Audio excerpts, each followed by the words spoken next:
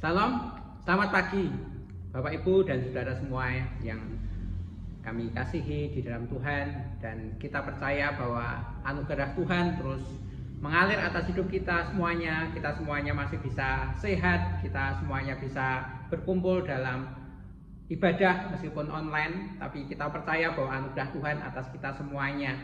Kita akan merenungkan bagian dari kebenaran firman Tuhan. Saya percaya bahwa firman Tuhanlah firman yang terus menghidupi kehidupan kita, terus menggerakkan kita semuanya. Mari kita akan berdoa sebelum kita merenungkan bagian firman Tuhan. Tuhan, terima kasih pada waktu ini kami boleh datang kepadamu, kami menikmati anugerah Tuhan. Dan sekarang Tuhan, kami berkumpul untuk kami bisa beribadah bersama, walau dalam tempat yang beda, tetapi kami percaya bahwa ada anugerah Tuhan yang terus mengalir atas kami. Terima kasih Bapa, berkati kami ketika kami bersama-sama merenungkan bagian dari firman Tuhan. Engkau memberkati pemberitaan firman-Mu, di dalam nama Tuhan Yesus kami berdoa, haleluya, amin. Saudara, saya percaya bahwa setiap kita itu merindukan satu kehidupan yang optimal, yang maksimal di dalam hidup kita semuanya. Saya punya tanaman yang itu menjadi kegemaran dari istri saya, dan selalu dilihat dari hari ke hari seperti apa pertumbuhannya. Dan yang menyenangkan ketika kemudian tanaman itu tumbuh dengan optimal. Bapak Ibu Saudara mungkin juga punya pengalaman yang sama. Kita punya anak juga. Nah, bagaimana kita juga ingin melihat anak bertumbuh secara optimal dalam berbagai hal, baik yang fisik, baik yang mental, baik yang rohani. Kita rindu semuanya maksimal. Saya percaya itulah kerinduan Tuhan atas hidup kita semuanya. Tuhan juga rindu bahwa kita memiliki satu kehidupan yang maksimal, yang optimal, yang kemudian Allah Tuhan kita itu bisa melihat kehidupan yang maksimal itu terjadi di dalam hidup kita. Bagian dari ayat firman Tuhan yang sangat memberkati saya mau bagikan untuk Bapak Ibu dan saudara semuanya. Di dalam Yohanes pasal yang ke-7 ayat yang ke-37 sampai ayat yang ke-38. Demikian firman Tuhan.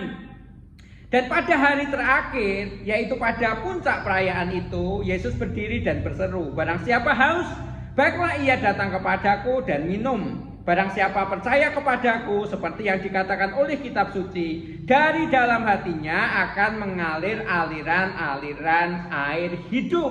Nah, firman Tuhan ini ada dalam satu cerita yang diceritakan oleh Yohanes, bagaimana Yesus memperingati hari raya Pondok Daun. Hari raya itu diperingati selama 7 hari. Kira-kira pada bulan Tisri, kira-kira dalam penanggalan kita itu pada bulan September, 6 bulan sebelum hari raya Paskah. Nah, di hari raya Pondok Daun itu diperingati selama 1 minggu penuh. Dan pada hari yang terakhir, firman Tuhan ini kemudian muncul. Nah, Tuhan berkata bahwa barang siapa haus, hendaklah ia datang kepadaku. Sebenarnya ada satu tradisi dari hari ke hari, imam-imam itu mengarak pinggan emas dari bait suci ke kolam Siloam, baru kemudian membawa air dari kolam Siloam kembali diarak ke bait suci. Tapi pada hari itu sesuatu beda. Tuhan di hari yang ke-8 itu kemudian Tuhan berkata, "Barang siapa haus, hendaklah ia datang kepadaku." Upacara ini juga dipakai sedikit saja dalam sejarah, kita tidak akan singgung semuanya, tetapi ini mengingat bagaimana orang Israel itu diberi minum di dalam padang gurun, di mana batu yang kemudian keluar air, dan mereka dipuaskan dari aliran air itu. Untuk mengingat sejarah itu, dibuatlah arak-arakan ini, mengarak bejana emas ke Siloam dan mengambil dari sumber di kolam Siloam itu dan dikembalikan ke bait suci. Dan mereka itu mengingat bahwa ada peristiwa besar bagaimana bangsa Israel pernah mengalami bagaimana Tuhan selalu menyediakan air dalam kondisi krisis mereka. Tapi kemudian perjanjian baru ini ketika Yesus datang, Yesus kemudian membuat hal yang lebih besar lagi. Tuhan berkata bahwa ada aliran-aliran air hidup. Nanti kita akan lihat dari bagian firman Tuhan ini. Tapi kembali, rupa-rupanya Tuhan rindu bahwa kehidupan kita, anak-anaknya, adalah kehidupan yang maksimal. Tuhan rindu melihat di dalam kehidupan roh kita, kehidupan iman kita, itu mengalami satu kehidupan dengan pertumbuhan yang maksimal. Sekarang kita akan lihat 3 kebenaran yang Tuhan mau bicarakan, yang Tuhan mau sampaikan dari ayat yang kita baca tadi. Bagaimana Tuhan rindu kita ini adalah orang-orang yang maksimal di dalam pertumbuhan iman kita, pertumbuhan rohani kita. Yang pertama yang Tuhan mau sampaikan kepada kita, pada hari terakhir, yaitu pada hari yang ke-8 yang saya sebut dari puncak upacara pondok daun itu. Mereka tinggal di pondok-pondok, mengingat bagaimana orang Israel pernah tinggal di pondok-pondok di padang gurun. Dan itu diingat mereka dengan upacara yang mereka lihat. Tetapi hari itu mereka tidak mengarak bejana emas. Tetapi kemudian Yesus berkata, barang siapa haus, baiklah ia datang kepadaku dan minum. Upacara untuk mengingat bagaimana Allah perhatikan mereka ketika mereka kehausan, ketika mereka di padang gurun, dan mereka berkata bahwa kita ini akan mati karena kita ini kehausan. Dan kemudian Tuhan pada zaman itu berkata kepada Musa supaya Musa berkata kepada gunung batu, dan kemudian dari gunung batu itu terpancar aliran air. Ternyata itu ditarik untuk hal yang lebih besar lagi. Tuhan kemudian berkata, siapa haus, hendaklah datang kepadaku. Bukan seperti pada waktu ada di padang gurun yang kemudian melihat pancaran air dari gunung batu. Ternyata Tuhan kemudian berkata, datang kepadaku. Barang siapa haus, datanglah kepadaku. Tuhan membuat sebuah undangan. Undangan kepada siapa? Undangan kepada yang haus. Ada banyak keajaiban. Pondok daun itu diadakan sebenarnya untuk melihat keajaiban yang pernah Allah buat.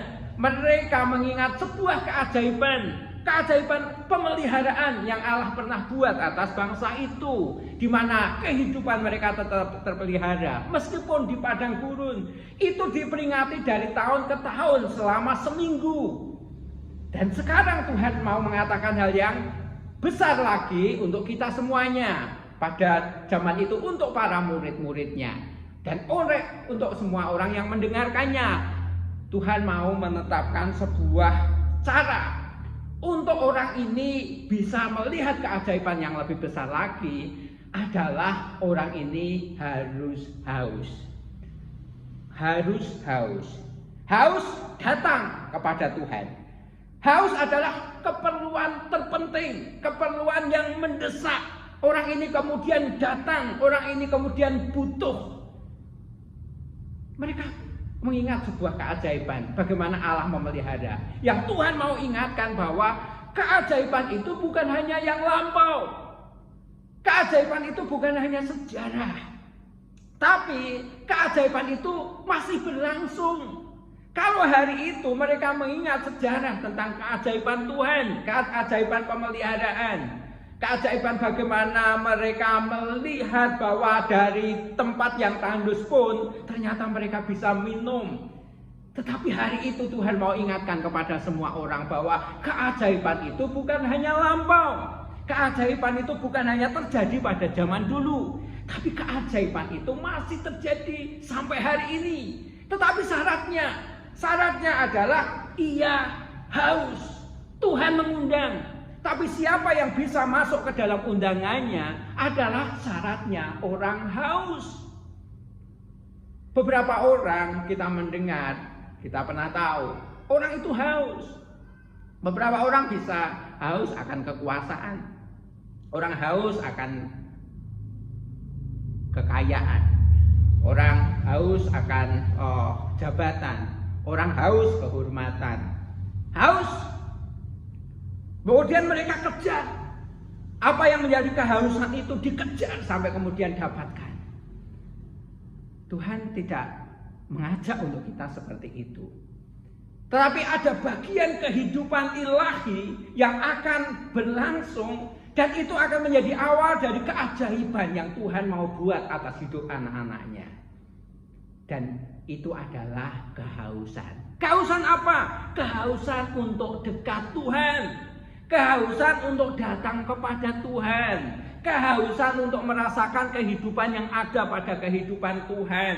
Bukan haus akan apa yang ada di bumi ini yang kemudian semuanya fana, bahkan kemudian membinasakan, bahkan kemudian menyesatkan, yang kemudian kita jauh dari kerajaan Allah. Tuhan mengajar untuk kita haus, tetapi haus akan Tuhan, sehingga siapa yang haus, ia harus datang kepadaku. Yang bisa datang kepada Tuhan itu yang haus akan Tuhan. Bapak, Ibu dan Saudara, percayalah bahwa keajaiban masih berlangsung. Keajaiban bukan hanya sejarah, bukan hanya masa lalu. Itu ada pada Tuhan.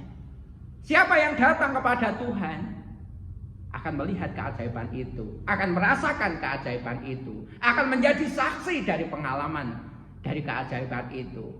Tetapi apakah kita haus akan Dia? Rindu akan Tuhan setiap hari, merindukan ada Tuhan dalam hidupku. Kebutuhan terbesar dalam hidupku adalah Tuhan. Itu namanya haus. Itu namanya kerinduan terdalam hidup kita semuanya. Apakah kehausan kita ini sudah kehausan yang lain, yang materi, yang duniawi, yang kemudian menjauhkan kita dari hadirat Tuhan, menjauhkan kita dari kerinduan untuk kita ini mendapatkan keajaiban daripada Tuhan.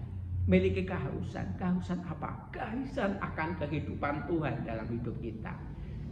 Kalau kita haus akan kehidupan Tuhan yang akan terus membawa kehidupan kita ini melihat perkara-perkara rohani, yakinlah ada banyak hal yang kemudian Tuhan mau tuntun kita melihat perkara-perkara ajaib yang Tuhan juga sediakan untuk hidup kita. Ini yang pertama. Kemudian yang kedua, kata Yesus berdiri dan berseru, barang siapa haus, baiklah ia datang kepadaku dan minum. Barang siapa percaya kepadaku, dari dalam hatinya akan mengalir aliran air hidup. Tapi yang kita mau lihat adalah barang siapa percaya kepadaku, seperti yang dikatakan kitab suci.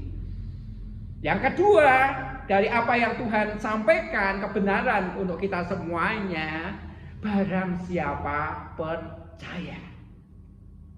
Datang dalam kehausan, tapi Tuhan juga menetapkan bagian yang lain. Apa itu? Percaya, seperti yang dikatakan oleh kitab suci. Jadi percaya, tapi sesuai dengan apa yang dikatakan oleh kitab suci. Apa itu? Percaya itu continue. Percaya itu sejak kita menjadi orang percaya, hari ini percaya, besok percaya, dan kepercayaan itu akan terus berkesinambungan, bahkan terus bertambah dari hari ke hari. Satu orang yang anaknya mengalami sakit ayan, kemudian minta untuk murid-murid menyembuhkan, tapi tidak bisa dari pengalaman bapak ini. Dan kemudian ia datang kepada Yesus, bahwa Tuhan, bila engkau dapat, sembuhkan dia, anak saya, anakku. Dan Tuhan berkata, bila aku dapat, tidak ada yang mustahil. Dan kemudian, apakah engkau percaya? Dan kemudian dia berkata, Tuhan, tolonglah aku yang tidak percaya ini. Tolonglah aku yang tidak percaya ini. Dia datang kepada murid-muridnya dengan pengharapan, juga dengan kepercayaan. Tapi ketika berhadapan dengan Tuhan, dia tahu bahwa aku masih kurang percaya. Dalam hatiku masih ada keraguan, masih ada sesuatu yang membuat aku ini menjadi orang yang belum percaya. Dan itu sebuah kesadaran.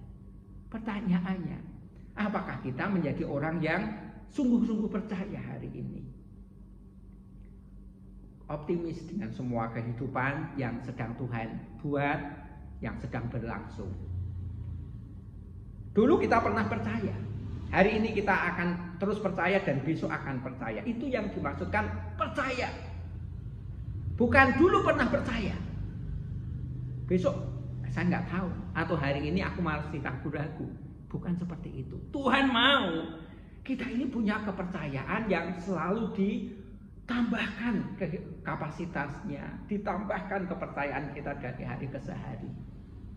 Sikap bahwa Allah sanggup, Allah itu bisa. Kalau dulu Allah bisa, hari ini pasti Allah bisa, besok Allah bisa. Sebuah masalah Allah pernah bisa atasi di dalam hidup kita, sekarang kita tetap sama percayanya bahwa Allah masih bisa atasi. Besok perkara yang besar pun Allah bisa atasi untuk hidup kita semuanya. Itu percaya. Dan Tuhan rindu untuk kita terus teguh di dalam kepercayaan itu. Bukankah firman Tuhan berkata bahwa Tuhan Yesus itu tetap sama, baik kemarin, hari ini, dan sampai selama-lamanya. Kuasanya sama, kasihnya sama, kepeduliannya sama. Semua yang dia mau lakukan, yang dulu pernah terjadi, Tuhan juga mau lakukan. Dulu Allah sanggup untuk menolong, sekarang pun Allah yang sama masih sanggup untuk menolong. Sampai kapanpun Allah yang sama akan sanggup menolong. Allah penuh kuasa, penuh mujizat. Hari ini Allah penuh kuasa, Allah penuh mujizat. Sampai selama-lamanya Allah penuh kuasa, Allah penuh mujizat. Itu Tuhan yang dikatakan hari ini, kemarin, hari ini, dan sampai selama-lamanya itu tetap sama. Cuman pertanyaannya, apakah kita punya iman yang tetap seperti itu? Apakah guncangan membuat kita tetap punya iman yang sama? Mungkin dulu ketika masa-masa baik kita sungguh-sungguh percaya kepada Tuhan. Tapi kemudian kita mengalami guncangan, dan tidak dipungkiri bahwa pandemi yang sedang berlangsung, yang kita alami 1,5 tahun terakhir, itu cukup untuk membuat banyak hal yang berubah. Tetapi pertanyaannya, apakah hati kita ini tetap sama, percaya Tuhan untuk tangannya itu bisa lakukan keajaiban, lakukan sesuatu, pemeliharaannya sama atas hidup kita semuanya. Tuhan tetapkan sebuah syarat. Apa itu? Percaya. Percaya. Ketika kita mengalami banyak situasi, kita tetap percaya bahwa Tuhan bisa pelihara kita. Tuhan mungkin tidak tolong kita dengan cara yang sangat spektakuler, tetapi Tuhan pelihara kita dari hari ke hari. Dan kiranya itu cukup menumbuhkan rasa percaya kita, iman kita kepada Tuhan. Ini yang kedua. Yang pertama, Tuhan tadi mengundang. Syaratnya dalam undangan itu haus. Yang kedua, Tuhan tetapkan langkahnya. Apa itu? Percaya. Dan yang ketiga, lihat penyediaan Tuhan atas hidup kita semuanya. Barang siapa percaya kepadaku, seperti yang dikatakan oleh kitab suci, dari dalam hatinya akan mengalir aliran-aliran air hidup. Jadi sekali lagi, perayaan ini untuk mengingat bagaimana Allah pernah menyediakan air ketika mereka kehausan di padang gurun. Itu cukup untuk memelihara hidup mereka, itu cukup untuk meneguhkan bahwa mereka dibawa dari tanah Mesir kemudian ke padang gurun, itu untuk menduduki tanah perjanjian. Mereka berkata, Tuhan mau bunuh kita. Mereka menuduh Tuhan bahwa apakah tidak ada kuburan di Mesir. Tetapi kemudian batu yang mengalirkan air itu membuat mereka ini percaya. Tapi sebenarnya bukan hanya di situ. Kelanjutan dari perjalanan orang Israel masih banyak lagi. Tetapi Pondok Daun diantaranya untuk mengingat bagian ini. Sampai kemudian Tuhan berkata, ada penyediaan yang lebih bagi yang mau datang dalam kehausan, bagi yang percaya.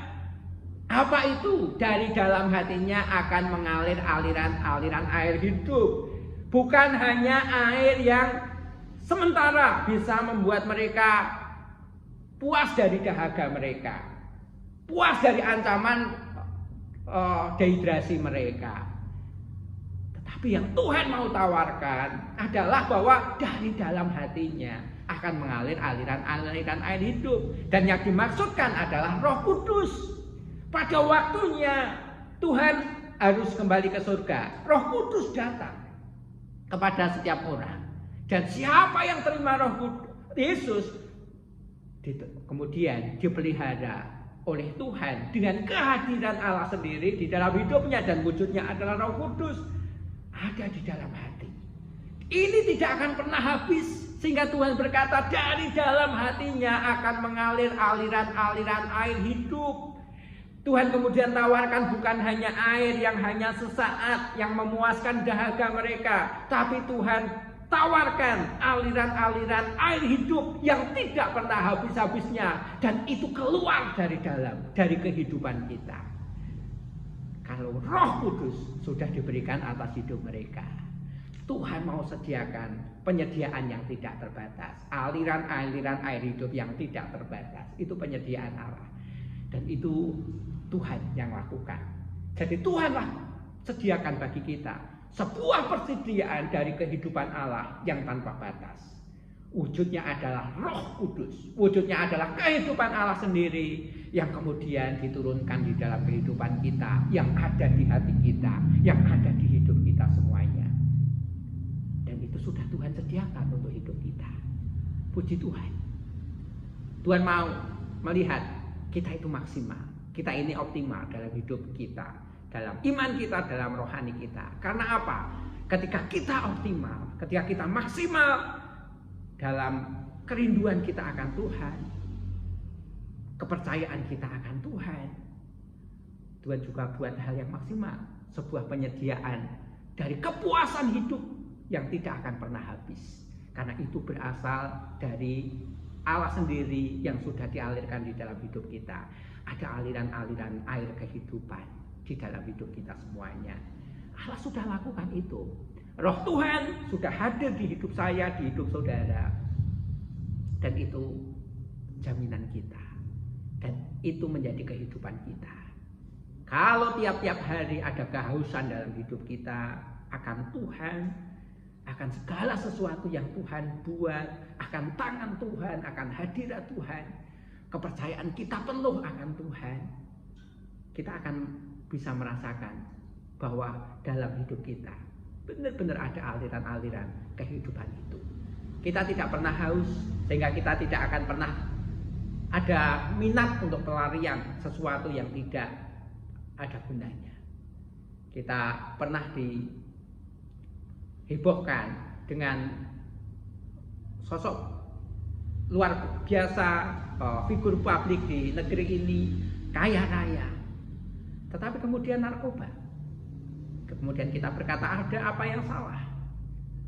Ada sesuatu yang dicari, ada kehausan yang mau dipuaskan dari kehidupannya. Kita sudah puas dengan Tuhan. Tuhan sudah berjanji untuk ada dalam hidup kita ini kepuasan yang tidak akan pernah habis. Aliran-aliran kehidupan Allah, aliran-aliran dari kepuasan. Kita tidak akan pernah lari kemana-mana, karena kita sudah puas dengan Tuhan. Kita tidak akan pernah cari sesuatu yang membuat kita ini merasa dipuaskan. Tidak. Di sini, di hadirat Tuhan.